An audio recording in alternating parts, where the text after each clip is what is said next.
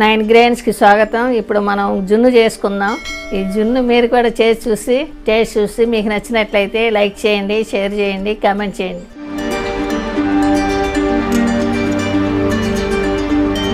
జున్ను చేసుకుందామండి. ఇప్పుడు జున్ను బాలతో 1/2 లీటర్ జున్ను బాలు తీసుకున్నానండి. దీనిలో 1/2 కప్పు బెల్లం వేసుకుందాం.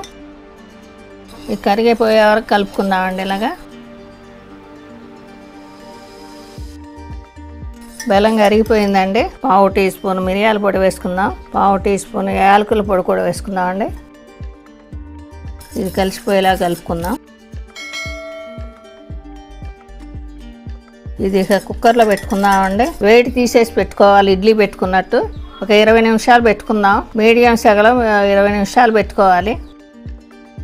జున్ను రెడీ అండి. ఇదే విధంగా మీరు కూడా చేసి టేస్ట్ చూడండి.